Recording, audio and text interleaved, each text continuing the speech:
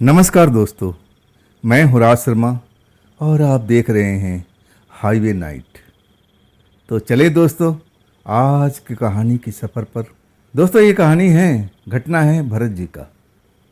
भरत जी उन दिनों गाज़ियाबाद में काम करते थे, कार ड्राइवर थे, एक सेठ के पास में।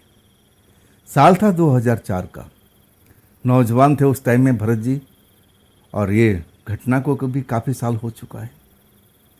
तो ऐसा क्या हुआ था भरत जी के साथ में, आइए उन्हीं के शब्दों के द्वारा जानने की कोशिश करते हैं।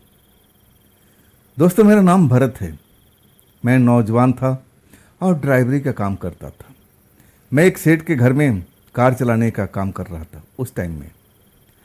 और जो साहब थे ना, वो विदेश से आए जाया करते थे, और कभी कभी मुझे भी लेके आते थे एयरपोर्ट पर। अब उधर से गाड़ी खुद चलाते थे, अब इसके बाद गाड़ी मेरे हवाले कर देते थे। उनको कार चलाने में बड़ा आनंद आता था। और तब मैं, अब वो साहब जब एयरपोर्ट के अंदर चले जाते थे, और तब मैं अपने कार को लेकर के अपना शहर की तरफ चल पड़ता था। और उन दिनों कुछ हमारे रिश्तेदार अब वो एयरपोर्ट के आसपास में रहते थे।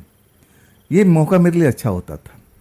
मैं अपने रिश्तेदारों के पास में अब चला जाता था, एक आध घंटे उनके पास रुकता, और तब लगता कि नहीं, अब चलना चाहिए। अब इसके बाद मैं उस रात में निकलता हूँ अपने रिश्तेदारों के पास से, और फिर मैं अपने शहर का रास्ता ले लेता हूँ। मुझे लगा कि अब सही टाइम पर घर पहुँच जाना चाहिए, नहीं तो बाकी लोग जो हमारे साहब के थे वो इंतज़ार करते रहेंगे कि गाड़ी नहीं आई, गाड़ी नहीं आई। और गाड़ियों को तो ऐसा था ना कि बिल्कुल चैन नहीं पड़ता था। बड़ा घर था, अब बहुत लोग उसमें अब इस तरह के रहते थे, कोई ना कोई गाड़ियों का अब लेकर जाता ही रहता था। अब मुझे भी लग रहा था कि अब जो ही होना था टाइम, अब जितना मैंने व्यतीत करना था अपने रिश्तेदारों के पास में, उतना व्यतीत कर लिया। अब मुझे अपना घर बिल्कुल निकल जाना चाहिए।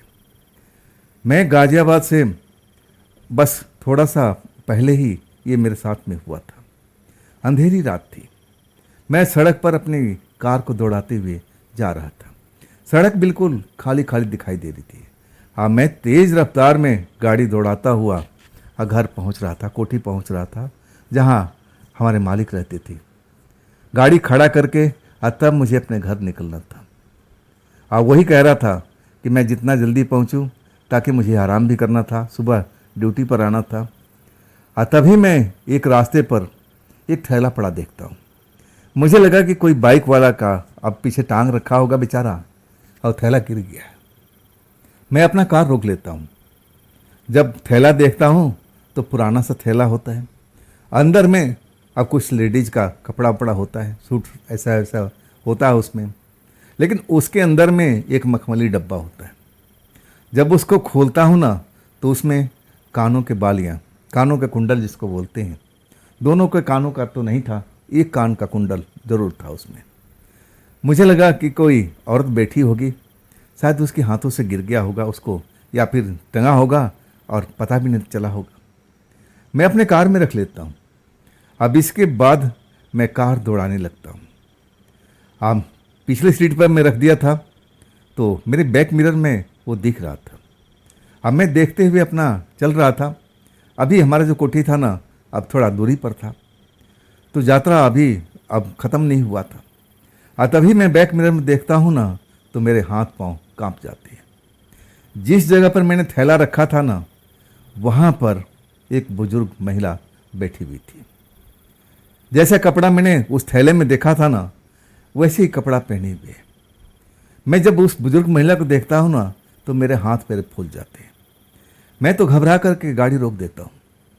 और जब मैं पीछे देखता हूँ ना, तो मेरा हालत और ख़राब हो जाता है।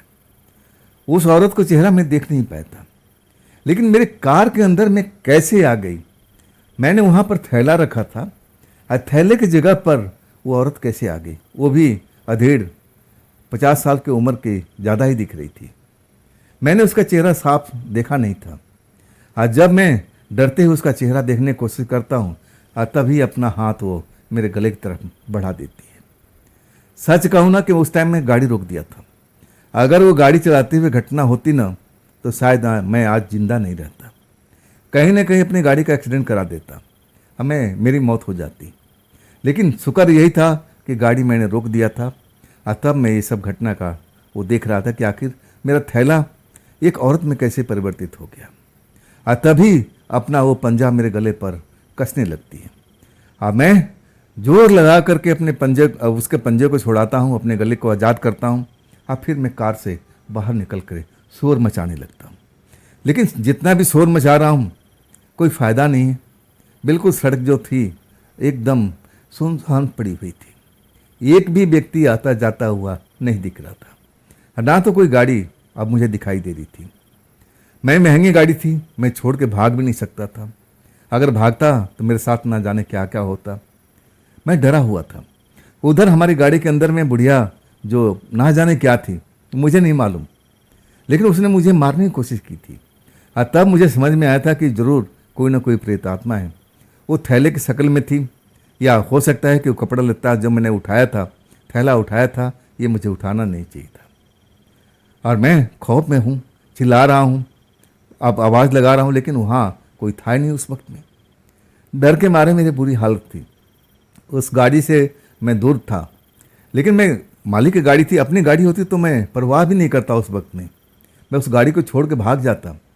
जान प्यारी थी, गाड़ी प्यारी नहीं थी, लेकिन मेरी मालिक की गाड़ी थी ना, वो भी महंगी गाड़ी थी, मैं उसको छोड़ नहीं सकता था। मैं सड़क पर देख रहा हूँ, लेकिन तब तक वो बुढ़िया जो थी अंदर ही थी, वो बाहर नहीं निकली थी। मैं देख रहा था, वो बड़ी बड़ी आंखों से मुझे घूर रही थी, जैसे मन में मन कह रही होगी कब तक तू बाहर रहेगा, कभी तो अंदर आएगा, इस गाड़ी में तो आएगा, आखिर तुझे आना ही पड़ेगा, और तब तो मेरा काम तेरा तमाम कर दूंगी। हाँ, मैं भगवान से प्रार्थना कर रहा था कि हे ईश्वर मेरी रक्षा करो, मेरी रक्षा करो। और तब मुझे साधुओं का झुंड, जैसे किसी अब यात्रा पर जा रहे हूँ, जैसे मैं उनको देखता हूँ ना तो मेरी जान में जान आती है। 5 साधु थे। अब हाँ, अपने हाथों में कमंडल लिए हुए, त्रिशूल लिए हुए और कंबल वगैरह अपने कंधे पर डाले हुए किसी यात्रा पर जा रहे थे। जैसे मैं उनको देखता हूँ ना, मेरे जान में जान आती है। और मैं उनके आगे जा कर के झुक जाता हूँ, बाबा मेरी मदद कीजिए, मेरी मदद कीजिए, मैं परेशानी में फंसा हुआ हूँ। और तब उनका जो मेन साधु था वो कहने लगा, बच्चा बात क्या है, कैसी मदद चाहिए तुम्हें। और तब मैं पूरा किस्सा बताता हूँ कि बाबा देखिए, वो देखिए गाड़ी में दिखाई दे रही है। लेकिन बाबा कहते हैं कि नहीं, गाड़ी में कोई नहीं है बच्चा, ये तुम्हारा मन का भ्रम होगा, तुम ड्रिंक वगैरह तो नहीं करते ना, कोई नशा पानी तो नहीं करते। और तब मैं बोलता हूँ कि बाबा मैं नशा पानी नहीं करता, मैं जो बताया हूँ ना यकीन से बताया हूँ, मेरी जान जाते जाते बची है। पूरा कहानी को दोहराता हूँ। लेकिन वो साधु जो थे ना, गाड़ी के आसपास आ कर के और वो देखने लगते हैं, उनको कोई चीज़ नज़र नहीं आता है। अब मुझे ही बुलाते हैं कि बच्चा तुम इधर आ जाओ, देखो तुम्हारी गाड़ी के अंदर में कोई नहीं है, तुम खाम खा डरे हुए हो, आ जाओ आ जाओ। जब मुझे बुलाते हैं तब मैं हिम्मत करके आता हूँ। अब वाकई में जब गाड़ी के अंदर झांकता हूँ तो उस टाइम गाड़ी के अंदर कोई होता ही नहीं है, ना तो वो बैग था और ना वो बूढ़ी औरत। मैं बेहद खौफ में था। मुझे लगा कि कुछ टाइम के लिए ये साधुओं के आने के बाद वो प्रेतात्मा जो भी है भाग गई है, या छुप गई है, या दिखाई नहीं दे रही है। जैसे ही साधु बाबा जाएंगे ना फिर प्रकट हो जाएगी, मुझे मार डालेगी। मैं बेहद खौफ में था, डरा हुआ था। बाबा जी से कहा था कि बाबा जी वो आसपास में होगी, आप लोग को देख करके वो छुप गई है, आप लोग जैसे गुजरेंगे ना, जाएंगे ना, फिर मुझ पर हमला कर देगी, आप मेरी रक्षा कीजिए। मैं बाबा जी का चरण पकड़ लिया था कि बाबा जी मेरी रक्षा कीजिए, ऐसे आप मत जाइए। लेकिन कह रहे थे कि बच्चा कोई हो तब ना, हमें तो कोई दिखाई नहीं दे रहा, तुम खाम खा भरम की स्थिति में पड़े हो, अगर ऐसा कुछ होता तो हमें नजर आ जाता, कहाँ है तुम ही देख के बताओ। वाकई में उस टाइम तो थी नहीं, लेकिन मैं उस घटना को कैसे भूल सकता हूँ। मैं दोबारा तिबारा उनको घटना का बताता हूँ, लेकिन उन लोगों पर कोई फर्क नहीं पड़ता। आखिरकार वो जाने लगते हैं। मैं रोने लगता हूँ कि बाबा जी मेरी मदद कीजिए ना, मेरी मदद कीजिए ना। मैं गाड़ी में जाऊँगा और हो सकता है कि अंदर हो, वो छुपी हो, दिखाई नहीं दे रही हो, और फिर मुझे मार डाले। तब एक बाबा को मुझ पर तरस आती है और कहते हैं कि कुछ दे देते हैं इनको, बच्चा परेशान है, डरा हुआ है, शायद झूठ नहीं बोल रहा है, हाँ हो सकता है कि अब दिखाई नहीं दे रही हो। तब एक बाबा मुझे एक माला दे देते कि ले अपने गले में धारण कर ले, अब तुझे डरने की जरूरत नहीं है, कोई प्रेत आत्मा तेरे आसपास में कभी भी नहीं फटकेगी। ये हम लोग का आशीर्वाद है। जा तू अब अपना गाड़ी स्टार्ट कर और अपना घर के लिए निकल जा। हाँ, वो लोग चल देते हैं। मैं खौफ में था, माला को अपने गले में डाल लेता हूँ और फिर मैं गाड़ी में झांकता हूँ। अभी भी मुझे कुछ दिखाई नहीं दे रहा है।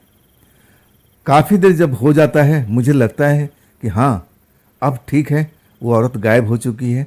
अब हमारे गले में तंत्र मंत्र का माला है, ये शक्ति है। शक्ति का मुझे एहसास भी होता है। तब मैं अपने गाड़ी में बैठता हूँ और फिर गाड़ी स्टार्ट करता हूँ। लेकिन मेरी निगाहें बैक मिरर पर पड़ी रहती है कि कहीं अब फिर मुझे पीछे से हाथ पकड़ के मेरा गला कहीं मरोड़ न ले। लेकिन उसके बाद में मेरे साथ में वो घटना दोबारा नहीं हुई। शायद उन साधुओं को संगत से वो प्रेत आत्मा अब उस गाड़ी को छोड़ के चली गई थी, या फिर गाड़ी के अंदर ही हो। मैं माला पहन रखा था जो साधु बाबा ने दिया था, शायद उसका असर हो। तब वो मुझे दोबारा नहीं दिखाई दी। मैं अपने घर पर आ जाता हूँ, कोठी में आ जाता हूँ। अब गाड़ी जमा करके अपने घर में निकल जाता हूँ। लेकिन उस माला जो है ना, माला का शक्ति का मुझे आज भी एहसास होता है। वो शक्ति के होते हुए मैं रात में कभी डरता नहीं हूँ।